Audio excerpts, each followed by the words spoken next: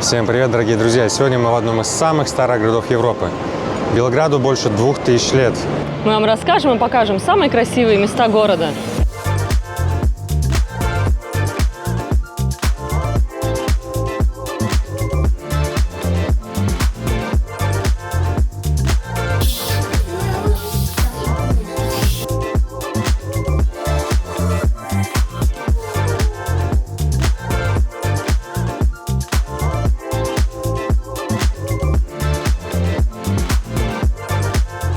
Начнем знакомство с городом, с крепости, возведенной в стратегически важном месте, на возвышенности и рядом со слиянием двух рек – Дуная и Савы. Считается, что крепость была разрушена 44 раза и видела около 100 сражений. Сам Белград по праву можно считать городом Фениксом, ведь за свою долгую историю он был полностью разрушен 38 раз, но каждый раз восставал из пепла, становясь еще более прекраснее. Интересная история памятника Победник. В 1912 году архитектор Иван Миштрович спроектировал фонтан в честь освобождения Сербии от османского владычества. Изначально он должен был быть установлен в центре Белграда, но из-за бурной реакции тогдашних белградцев, а в частности женщин, было выбрано новое место, далекое от самого центра города. Так он и оказался в Калимигдане. Территория крепости впечатляюще велика, особенно если учесть прилегающий к ней парк Калимигдан. Это место идеально подойдет для семейного отдыха. Дети будут в восторге от посещения динопарка, вход который стоит около 4 евро, а для любителей активного отдыха теннисные корты и баскетбольная площадка. Со смотровой площадки открывается потрясающий вид на слияние двух рек. Здесь также можно повязать ленточку на удачу. Если кто-то уже загадал желание, оно сбылось, напишите в комментариях. На территории крепости расположен музей военной техники, где представлены образцы оружия от Средневековья до Второй мировой войны. По всем экспонатам можно ползать, залезать на них и рассматривать с близкого расстояния, но нужно быть осторожными, чтобы не упасть с высоты.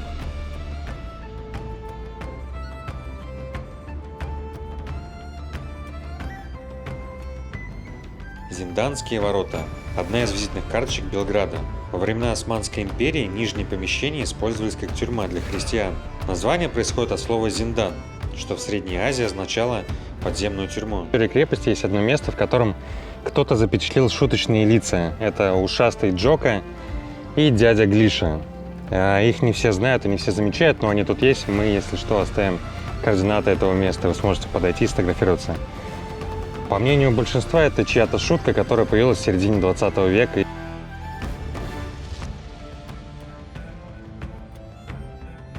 В парке Калимигдан есть интересная статуя рыбака. У нее очень интересная история, потому что в начале 20 века скульптор отправил ее на выставку в Лондон. Она всех поразила своей красотой, получила кучу номинаций и так далее. Но по пути обратно ему сообщили, что статуя была потоплена вместе с кораблем, потому что он затонул. Позже он узнал, что корабль на самом деле не затонул, но он уже успел к этому времени отлить вторую такую же статую. И так получилось, что у этой статуи получился брат-близнец, и скульптор решил продать сербским и хорватским властям по статуе. И в итоге получилось так, что счастливый отец близнецов отправил их в Загреб и в Белград, и теперь они украшают парки и работают фонтанчиками. Самой старой необычной церковью Белграда считается церковь Ружица. Присмотревшись к стенам, можно увидеть часть снаряда и ядро. Внутри же она прекрасная и умиротворяющая. После бомбежек Первой мировой войны она очень сильно пострадала. Восстановлением занимались солдаты. Для создания люстры солдаты использовали то, что у них было. Это оружие, его части и просто металл. Кстати, Ружица переводится как розочка, а не как может показаться что-то связанное с оружием.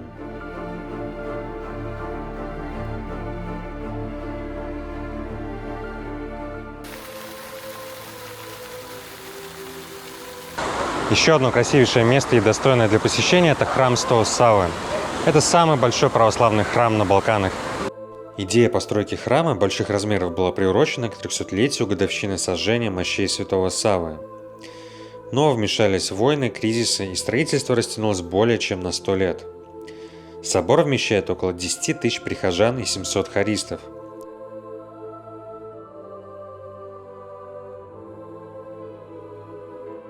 Размеры и красота храма поражают. Высота до Иисуса с 5-этажное здание, а расстояние между его пальцами 17,35 метров. При строительстве храма для украшения использовали мозаику разных размеров. Общее количество мозаики составляет 50 миллионов, а общий вес 300 тонн.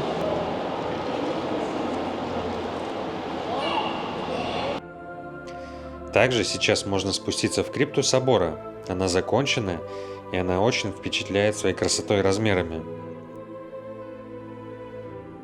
На некоторых стенах изображены правители средневековой Сербии. В целом же крипта служит для упокоения сербских патриархов. Первым стал патриарх Еремей.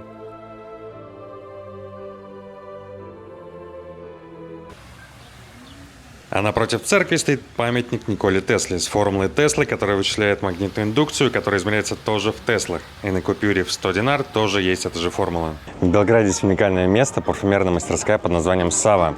Еще в далеком 1954 году Драголюб Йованов открыл эту парфюмерную мастерскую для местных знаменитостей и других людей, которые на заказ делали себе парфюм. Еще до открытия магазина начинают приходить покупатели. Preferirate formu duhija, znači koncentrirano, manja upakovka, ali duhi, ili manje koncentrirano, boljša upakovka, toaletna voda. E sad, koji tip aromata ljubite? Мне нравится горький. Vi gorki, to je za vas aromat, ne za damu, nego za vas gorki.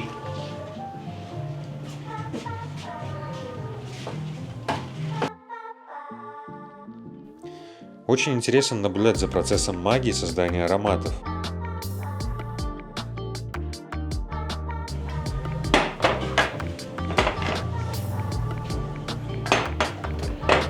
Ovo će doneti iz rezerve, samo moment da mu napravim test kartu. Pravu ruku unutar.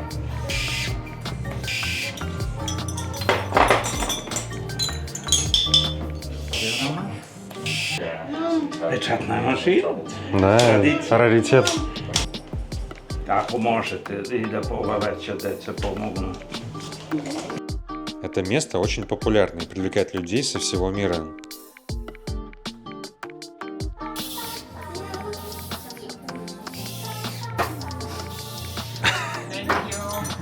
Совсем недалеко от парфюмерного магазина «Сава» находится изысканный магазин шоколада. Здесь делают шоколад ручной работы. Магазинчик называется «Сан-Марино». Стоимость 1 килограмма шоколада составляет 74 евро на момент съемки. В магазине очень большой выбор сладкого, и любой, даже самый привередливый сладкоежка, найдет что-то для себя.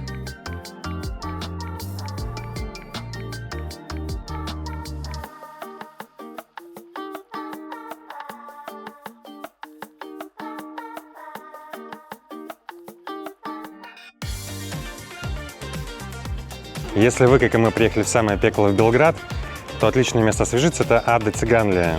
Куда мы отправились, вам покажем, что тут можно посмотреть. Ада Цыганлия или просто Ада – одно из самых популярных мест отдыха для жителей Белграда и гостей столицы. Здесь можно расслабиться на пляже и освежиться в водичке. Особенно нам понравился загончик для детей на мелководье, где в специально оборудованном месте дети не могут зайти на глубину. Рядом расположены зоны с лежаками и ресторанами, где можно перекусить и выпить чашечку бодрящего кофе. Вообще сербы очень любят кофе, и в Сербии настоящий культ кофе.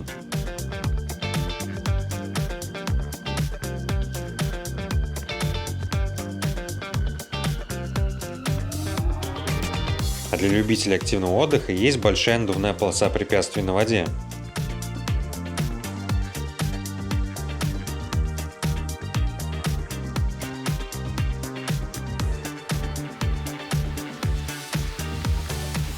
Парк Ада Цыганлия огромный и полон жизни. Здесь можно встретить оленей, зайцев и других животных. Это отличное место для прогулок на велосипеде, роликах или самокате, а также для занятий на теннисных кортах и других развлечений.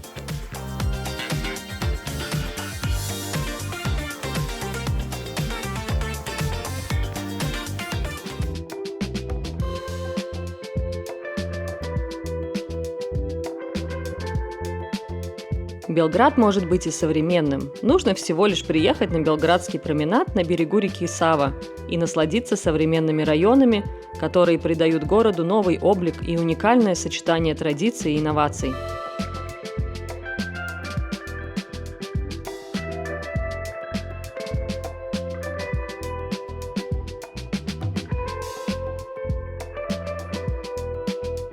А вечером можно насладиться красивейшим закатом и прогуляться вдоль освежающей реки. На здании Белградской вышки можно разглядеть разные узоры, а также в одном из них вы можете увидеть Николу Теслу.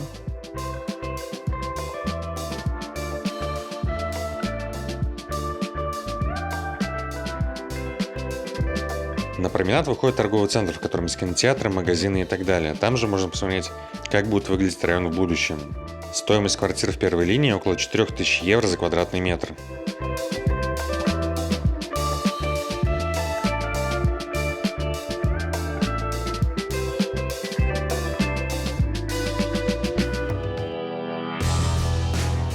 В Белграде есть очень интересная локация, как бывший персональный поезд Йозефа Броза Тита. Это президент Югославии. В этом поезде есть как вагон-ресторан, вагон переговорный и так далее. На этом поезде Йозеф Броз Тита путешествовал как по Сербии, так и выезжал за границу. Встречал известных гостей, таких как Елизавета II. Prateće osoblje, security, driver, žurnalist, kabine, tu kabine. Slip noći. Sepere možda zakrit. Vagon restoran sepere, mini bar, kuhinja i restoran. Круто. Horoskop. Ага.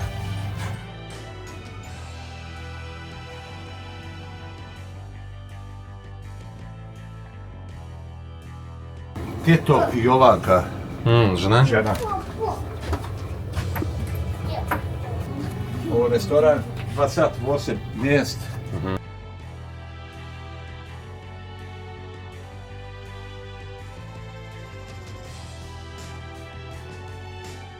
Можно посидеть за столом Тита, посмотреть на рабочую обстановку в его кабинете и оставить пожелания в книге отзывов. Вообще очень интересное место. Не каждый день доводится бывать в президентских поездах. И уж тем более было бы интересно побывать в современных президентских поездах. Добраться можно на общественном транспорте. Автобусе 3А. Координаты места оставим в описании, потому что Google показывает немного в другом месте.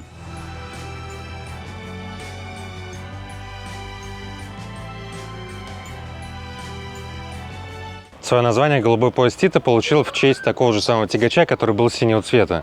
В то время основные цвета тягачей были зеленого цвета, и он ярко выделялся на фоне других тягачей. До сих пор в ходу осталось 3 таких тягача, которые курсируют внутри Сербии. Можете заехать в этот музей, посмотреть на очень красивый, дорогой поезд бывшего президента Югославии.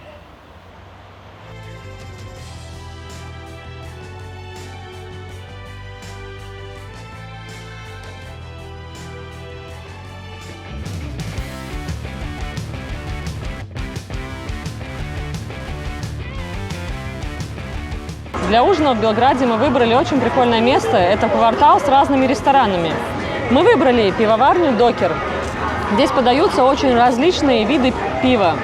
За барной стойкой можно купить топ-10 сортов пива, а внутри можно испробовать почти 40 различных видов пива.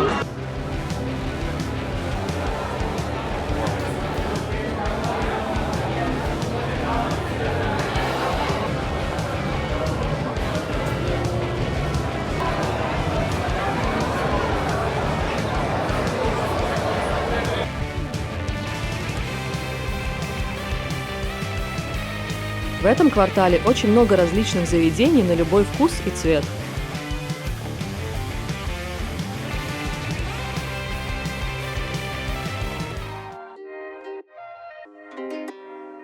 По традиции канала мы заезжаем на различные рынки городов. В этот раз мы заехали на Зеленый Винач в Белграде.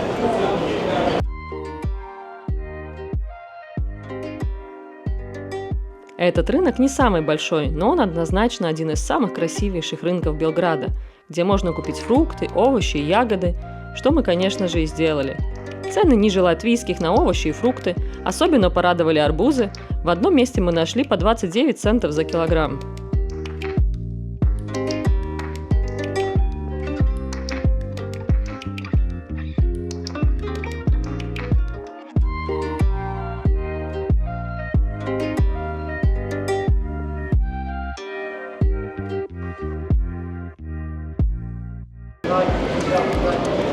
Интересный факт о Сербии. Сербия является одним из главных экспортеров малины.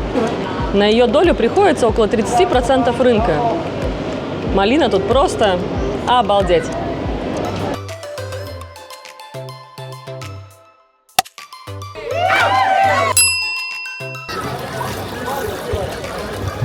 Чтобы спрятаться от жары, мы приехали в аквапарк недалеко от города Белград.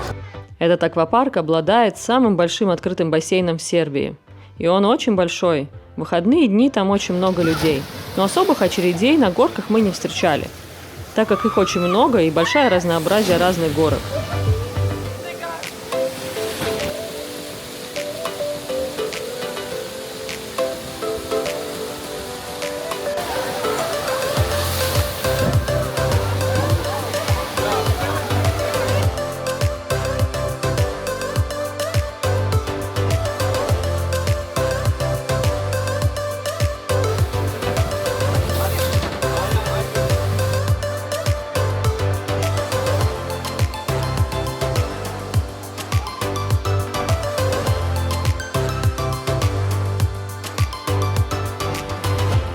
Также есть взрослый бассейн с баром в бассейне, несколько точек, где можно покушать различную еду.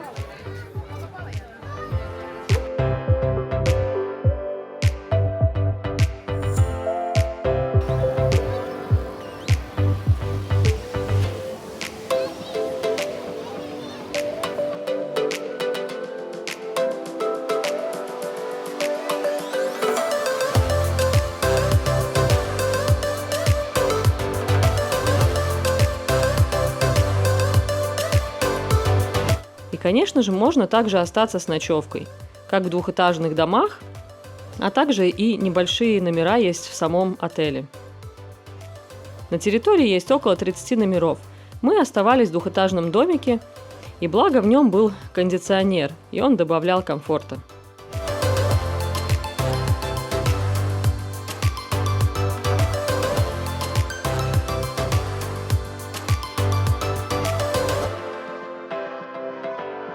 А в дождливую погоду детей можно отвлечь в игровой комнате.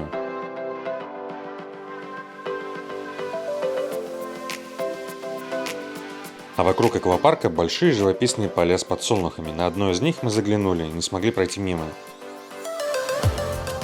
При путешествии в Сербию летом хотелось бы поделиться несколькими полезными вещами. В первую очередь берите с собой термоемкости, потому что пить здесь нужно постоянно, потому что очень жарко, влажность большая и организму требуется много воды. Мы брали с собой термобутылки, потому что они держат температуру и приятно попить холодную водичку. Набирали мы в питьевых фонтанах воду, и в принципе нам этого хватало. Вторая вещь, Сербия не находится в еврозоне по сети мобильной, и связь здесь очень дорогая, если вы на иностранной карточке. Поэтому мы брали в киосках, они везде есть в городе, сеть.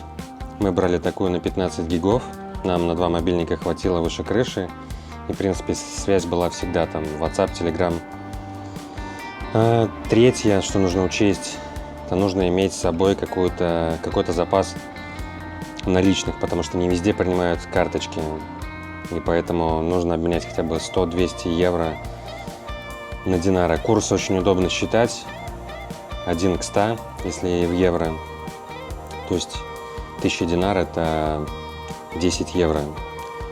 Еще можно взять с собой, мы летом, сейчас в июле, не знаю, может так совпало, просто очень много злых комаров, они прям маленькие, злые, быстрые, кусают. Даже не успеваешь иногда поймать его. Вот, пшикалку можно было бы взять с собой. В ресторанах много везде, где стоят зажигательные маленькие такие штучки, спиральки, которые поджигаешь, и они отпугивают комаров. Так что вот такие вот дела, ребята.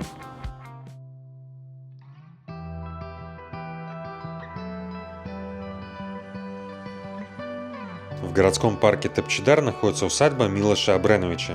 В этом доме показан быт 19 века и история борьбы сербов за свою независимость от Османской империи.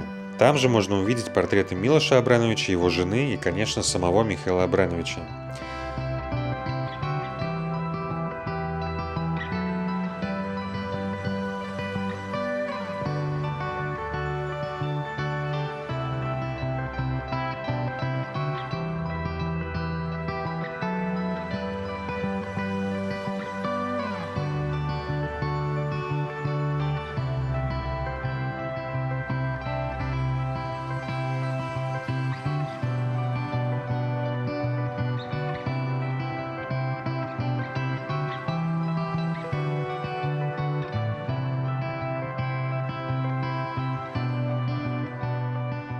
а возле усадьбы растет платан возрастом более 160 лет. Некоторые свои ветки для него слишком тяжелые и неподъемные, и ему подарили 19 дополнительных ног, а охват ствола этого здоровяка 7,5 метров.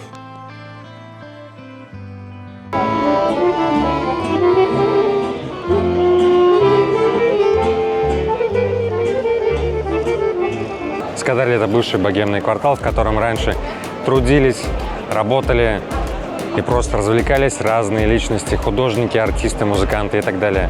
Сейчас здесь сконцентрировано великое множество ресторанов, кофеюшек и забегаловок. Она оживает ночью, как можно видеть, много молодежи, туристов. Развлекаются, кушают и просто отдыхают. Гуляя по Скадарли, можно попробовать различные виды раки по 4 евро за шот. И, конечно, посмотреть и послушать соревнования ресторанов на лучшего музыканта.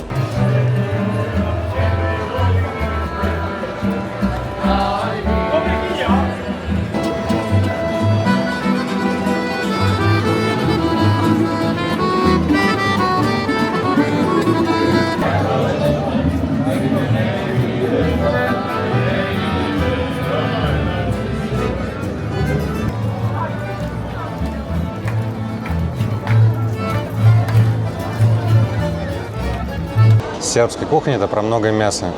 Карагеоргиев шницель — это вкуснейшее блюдо сербской кухни. Отбивная из телятины либо из свинины, в которую завернут каймак и в панировке обжарено. Внутри получается топленое мясо, подается с тартаром, с картошкой либо с другим гарниром. Очень вкусное блюдо. Что такое сарма? Сарма – это голубцы по-сербски, также завернутое мясо в капусту. Также они могут быть, конечно, из виноградных листьев, или туда может быть завернута рыба. Вариаций очень много. Но мы решили попробовать именно такой. Мы тоже в одном ресторане насладились музыкой. Первая песня бесплатная, демо-версия, так сказать. Все остальные за деньги. У них большая фонотека, и на любой вкус они могут сыграть песню.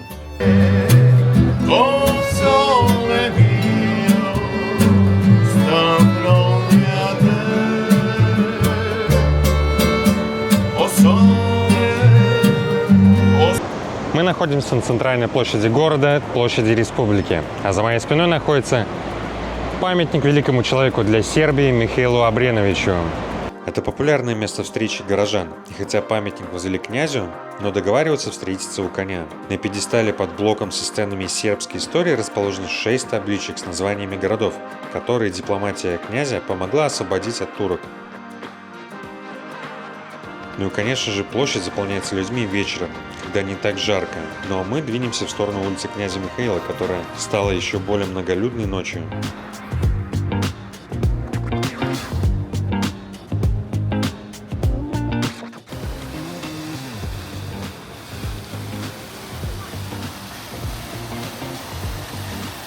Если Калимегдан – сердце Белграда, то улица князя Михаила – это его основная артерия. Это главная пешеходная улица, которую по праву считают одной из самых красивых в Европе. И она ведет прямо к крепости. Мы с вами находимся на главной пешеходной улице Белграда – улица князя Михаила. Здесь находится один из прекрасных питьевых фонтанов, который посещают тысячи людей каждый день. Летом здесь стоит очень высокая жара. В Белграде вода из-под крана считается чистой и безопасной, и на улице князя Михаила установлен большой питьевой фонтан, где каждый может утолить жажду. Неподалеку от фонтана находится пирамида с данными о Белграде. Хотя это просто архитектурный элемент, некоторые любители теории заговора утверждают, что она связана с масонством из-за своей усеченной вершины. Во многих ресторанах на улице установлена система охлаждения с туманом, чтобы облегчить гостям пребывание в жаркие дни. А в конце улицы вас ждет торговый центр, где можно завершить прогулку покупками или просто отдохнуть.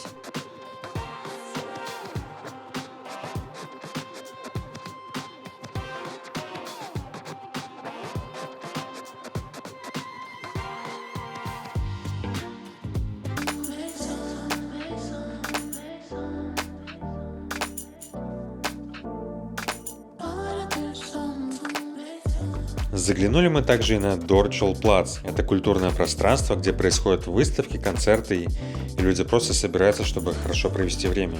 И есть своя уютная пивоварня. Мы были там в среду вечером, и было не особо многолюдно.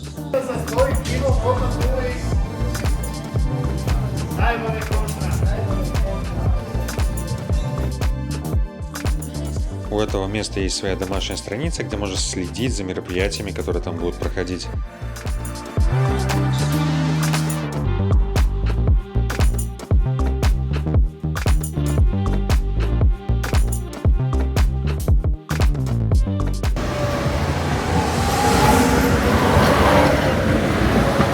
Общественный транспорт в Белграде очень развит, и можно доехать до любого уголка города.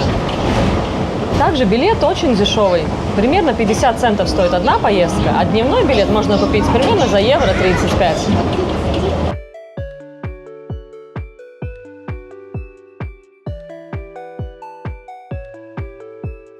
По всему городу стоят электронные табло, на которых есть информация о движении и расписании общественного транспорта. Это очень удобно и легко можно все понять.